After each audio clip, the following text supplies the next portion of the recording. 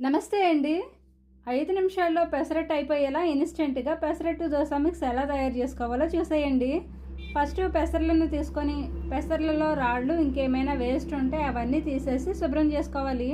శుభ్రం చేసుకున్న పెసర్లలో కప్పుకి పావు కప్పు బియ్యం వేసుకొని 2 కలిపి శుభ్రంగా 4, 5 సార్లు కడిగేసుకోవాలి. ఇది నేను బిజినెస్ కోసం చేసుకుంటున్నానండి. ఆర్డర్ చేసుకోలేని వాళ్ళు ఇంట్లోనే ఇలా తయారు చేసుకోవచ్చు. ఈ విధంగా కడిగేసుకున్న పెసర్లను రోజంతా ఎండలో బాగా ఆరబెట్టుకోవాలి. పెసర్లు ఎంత బాగా ఆరితే అంత మంచిగా పిండి నిల్వ ఉంటుందండి. సరిగా ఆరకపోతే తొందరగా పురుగు పట్టేస్తుంది. అందుకని ఎండలో బాగా ఆరబెట్టుకోవాలి.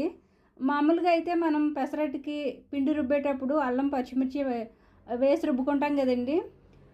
ఇది ప్రీమిక్స్ కాబట్టి కారానికి సరిపడా శొంఠి, ఎండుమిర్చి, మిరియాలు దోరగా వేయించుకొని పెసర్లతో పాటు పిండి పట్టించుకోవాలి. ఫ్లోర్ మిల్లో పట్టించుకుంటే కనుక ఎండుమిర్చి, శొంఠి కొంచెం చిన్న చిన్న పీసెస్గా కట్ చేసుకొని వేసుకోవాలి. లేదంటే లోపల బ్లేడ్స్కి అడ్డం వచ్చి ప్రాబ్లం అవుతుంది. అందుకని నేను కట్ చేసి వేసాను.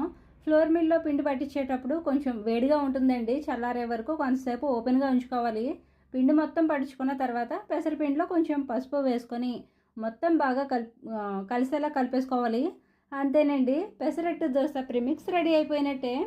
ఈ పిండిలో సరిపడా ఉప్పు వేసుకొని ఉదయాన్నే 2-3 గంటల ముందు కలిపేసుకొని పక్కన పెట్టుకోవాలి. 2-3 గంటల తర్వాత పెసరట్టు వేసుకుంటే నార్మల్ పెసరట్టు ఎలా ఉంటుందో సేమ్ అలానే ఉంటుందండి.